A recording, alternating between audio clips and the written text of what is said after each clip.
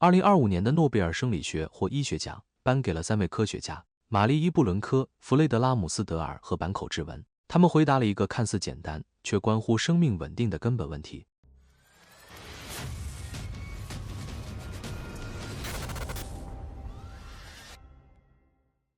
我们的免疫系统为什么不会把自己撕碎？免疫是身体最锋利的武器，它日夜警戒、识别、锁定、清除入侵者，但它也随时可能走火，因为敌人并不总是显眼的外来者。有些微生物懂得伪装，它们模仿身体的语言，披上自己人的外衣。于是，免疫系统必须在极短的时间内做出决定。这一秒的犹豫可能让病毒扩散，下一秒的误判却可能让身体攻击自己。就像一支随时待命的军队，既要果断开火，又要克制不误伤同袍。一旦克制失衡，战争就会在身体内部打响。这就是免疫疾病的本质。奇怪的是，这种内战并不常见。为什么？是什么让这股力量在愤怒之前学会冷静？又是谁教会了他自我节制？这正是3位科学家的发现，也是我们理解生命秩序的一个全新起点。1995年，日本科学家坂口智文选择了一条逆流而上的路。当时，几乎所有人都相信，免疫系统之所以不会攻击自己，是因为那些危险的免疫细胞早在胸腺中就被清除干净，这被称为中枢耐受。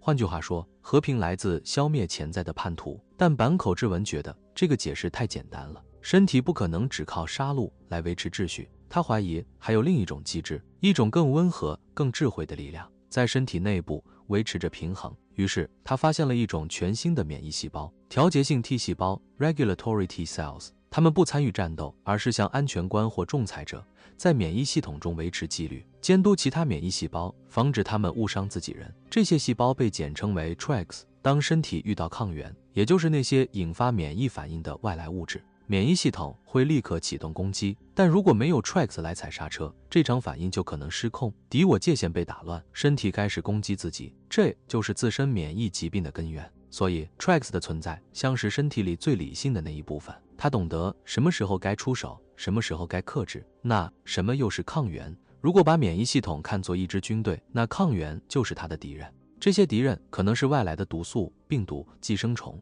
也可能是引发过敏、疾病甚至癌症的源头。但有趣的是，并不是所有敌人都来自外部，有些恰恰诞生在我们身体的内部。科学家把抗原分成3类。第一种，外源性抗原 （foreign antigens）， 它们来自体外，细菌、化学物质、寄生虫、毒素、病毒，每一个都可能点燃免疫系统的战火。第二种，自身抗原 （self-antigens）， 顾名思义，它们存在于我们自己的细胞和组织上，比如血细胞的表面就带着这样的身份标识。免疫系统通常能识别这些自己人，但一旦识别出错，战火就会在体内燃起，那就是自身免疫反应。第三种，新生抗原 （neoantigens）， 它们出现在癌细胞上，是那些被基因突变改写过的自身抗原，就像身体的一部分细胞突然叛变，成了内部的潜伏敌人。所以，抗原不是单一的敌人，它更像一面镜子，让我们看见免疫系统的边界，也让我们反问自己，到底谁是外人，谁又是自己？调节性 T 细胞其实也不是单一的一种，科学家通常把它们分为2大类：诱导型 TREGs（Adaptive Induced TREGs） 和天然型 TREGs（Natural TREGs）。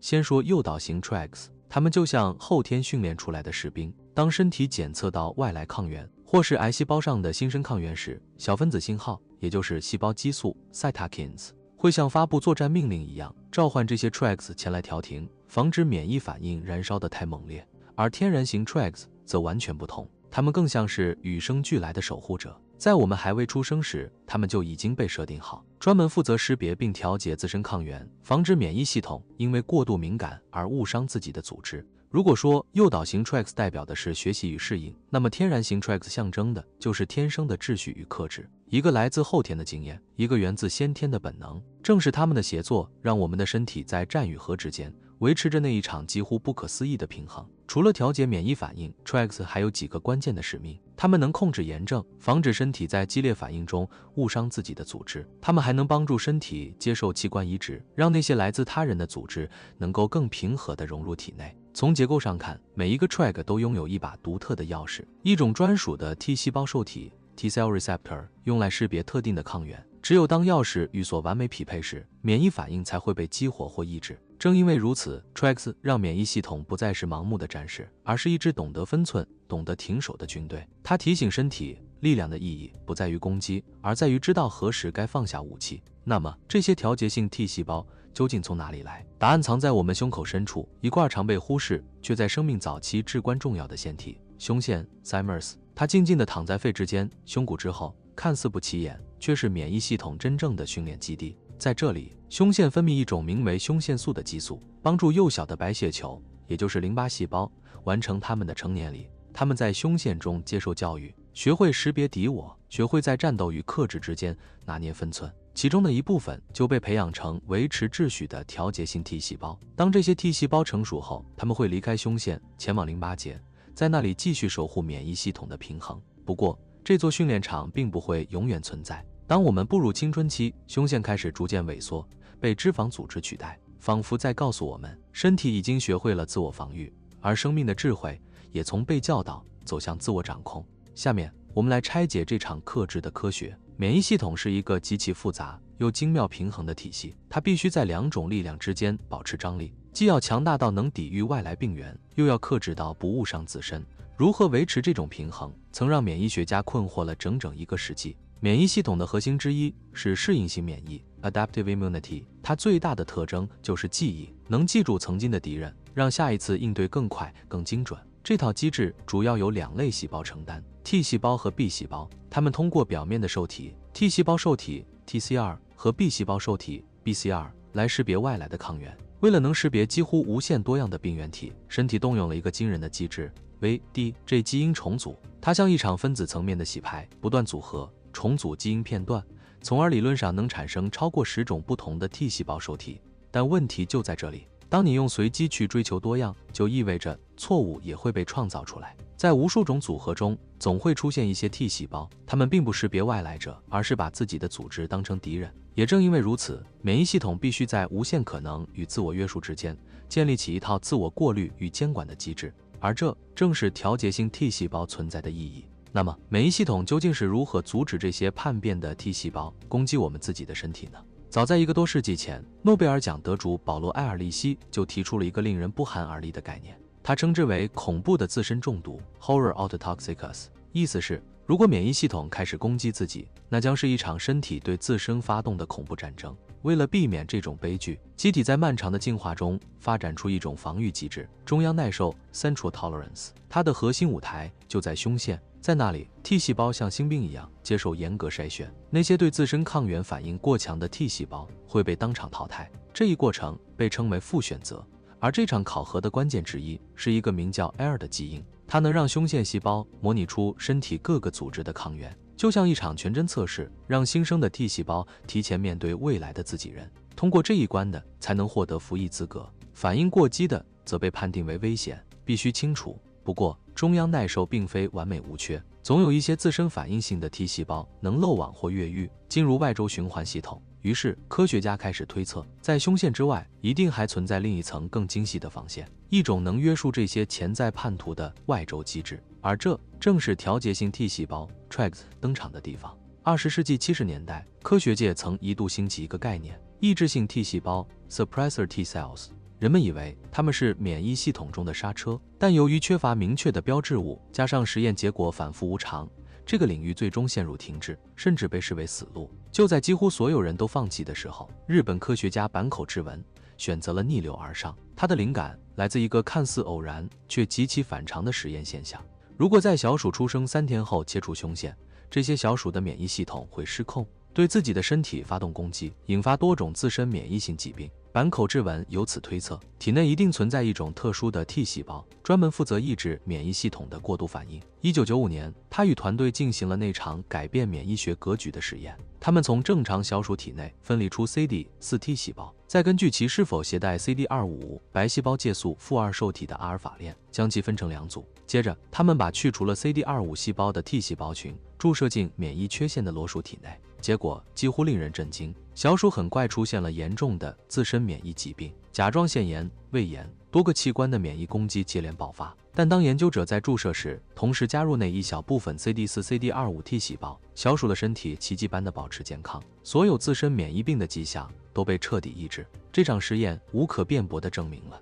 CD4、CD25T 细胞正是维持免疫自我耐受的关键力量。那一刻，科学界重新意识到，免疫系统并非只有进攻，它还拥有一股被忽视的智慧、克制的力量。坂口智文将这类细胞正式命名为调节性 T 细胞 TREG， 这一命名标志着免疫学迈入了一个全新的时代。然而，尽管他找到了这些细胞的踪迹，科学界依然心存怀疑。毕竟，没有人能证明它们到底是独立的细胞类型，还是某种暂时被激活的普通 T 细胞。就在质疑声此起彼伏之时，破解谜题的另一把钥匙出现在大洋彼岸的美国。故事的主角是一种奇特的小鼠，名为 Scurfy 的基因突变株。这种雄性小鼠一出生，皮肤就布满鳞屑，脾脏和淋巴结迅速肿大，短短几周便会死去。解剖显示，它们的器官被自己的 T 细胞疯狂攻击，彻彻底底的自身免疫风暴。在那时，一家生物技术公司的2位科学家玛丽布伦科和弗雷德拉姆斯德尔意识到，这可能是一个突破口。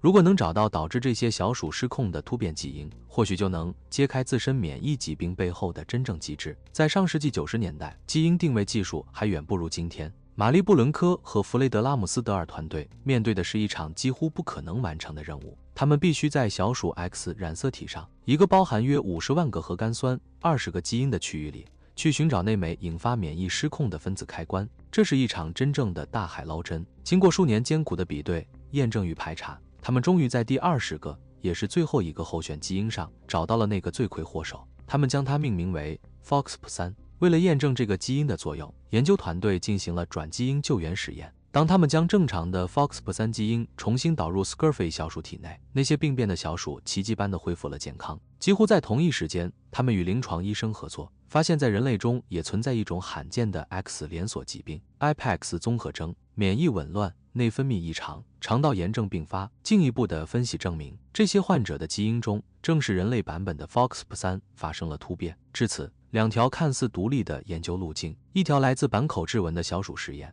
一条来自布伦科与拉姆斯德尔的基因追踪，在科学的坐标中交汇成一幅完整图景。FOXP3 就是调节性 T 细胞 TREGs 的主宰基因，它决定了这些细胞能否诞生，能否抑制免疫的暴走，也决定了身体是否能与自己和平共处。坂口智文的团队很快进一步验证了这场发现的核心。他们证明 FOXP3 基因正是选择性的在 CD4、CD25T 细胞中表达。更关键的是，当研究者利用逆转录病毒将 FOXP3 导入普通的 CD4T 细胞时，这些原本普通的细胞竟然被改造，获得了抑制免疫反应的能力，真正变成了调节性 T 细胞。几乎在同一时间，拉姆斯德尔的团队以及另一位免疫学家亚历山大·鲁登斯基的团队分别从不同角度印证了这一点。无论是 Scurfy 小鼠，还是被人为敲除 FOXP3 的小鼠，它们体内都完全缺乏 TREG 细胞。结果无一例外，免疫系统暴走、自我攻击，最终导致多器官的致命损伤。这些发现共同确立了一个震撼性的免疫学原理：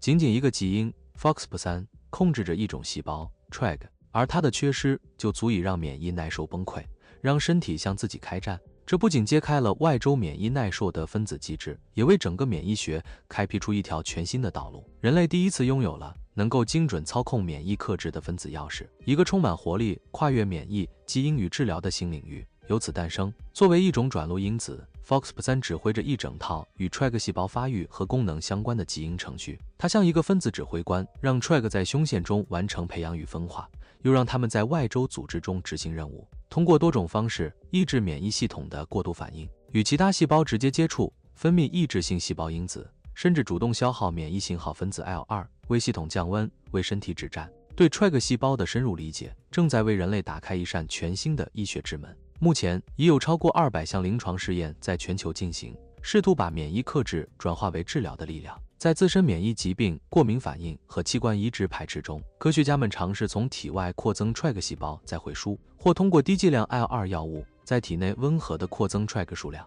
以抑制有害的免疫攻击。而在癌症治疗中，策略则恰好相反。肿瘤往往利用 TREG， 用它们来压制抗肿瘤免疫，让身体误以为敌人是自己。因此，研究者正在开发靶向 CCR8 的抗体，专门清除或抑制肿瘤内部的 TREG， 让免疫系统重新睁开眼，解放被封印的攻击力。同样的细胞，在不同的场景下，既可能拯救生命，也可能被利用成盔甲，这正是免疫的悖论。守护与毁灭往往只差一次误判。今天，科学家们正尝试让调节性 T 细胞不只是身体的守护者，更成为医学的治愈者。研究者正在探索能否利用 TREX 去治疗过敏、癌症以及一系列自身免疫性疾病。如果一切顺利，未来或许能真正控制甚至治愈红斑狼疮、多发性硬化、甲状腺炎、第一型糖尿病、类风湿性关节炎以及溃疡性结肠炎等顽疾。实验显示，当 TREX 数量增加时，身体的抗炎能力随之提升，免疫系统不再轻易误伤自己。未来的医学或许不再只是杀死敌人，而是教会身体与自己和解。听起来，调节性 T 细胞似乎是个深奥的科学名词，但它背后的智慧其实并不遥远。我们完全可以通过一些简单的方式去滋养它们，让免疫系统更平衡，比如适量饮酒、均衡饮食、规律运动、充足睡眠，维持健康的体重，学会管理压力，不吸烟或尽早戒烟，定期接种疫苗，还有最朴素的一点，勤洗手。这些看似平凡的习惯，其实都在悄悄帮助你的 TREX， 让身体在防御与平静之间维持那条微妙的界限。毕竟，身体的智慧从不藏在复杂的公式里，而是生长在那些细小、持续、温柔的选择中。那我们能不能直接去找医生说，我想用调节性 T 细胞来治疗疾病？目前还不行，这项疗法还在路上。科学家们仍在临床试验中探索，怎样才能最安全、最有效地提升体内的 TREX 数量。他们正尝试几种路径，比如通过粪菌移植来调节肠道免疫环境，用药物刺激身体自身生成 TREX， 甚至直接改造 TREX 细胞，让它们成为针对不同疾病的定制疗法。还有一些研究在开发能帮助身体学习克制的疫苗，让免疫系统自己变得更聪明。这些方法都还处在实验阶段，但每一项进展都在把我们一点一点推向那个新的医学时代，一个懂得平衡的医学，一个不只是消灭疾病，而是帮助身体重新找到秩序的医学。坂口智文、玛丽布伦科和弗雷德拉姆斯德尔从两条看似毫不相干的道路出发，却最终在同一个真理上汇合。他们共同揭示了调节性 T 细胞以及其主控基因 FOXP3 在维持免疫平衡中的决定性作用。他们为人类理解自身免疫系统打开了一扇全新的门，也让医学在面对顽疾时第一次看到了平衡的可能。可以说，他们真的为全人类带来了福祉。但或许这个发现揭示的不仅仅是免疫的秘密，它提醒我们，真正的力量从来不是无限制的攻击，而是懂得何时停手的自由。在免疫系统里，生命以克制换来平衡，而在人类的思想世界中，也许我们同样如此。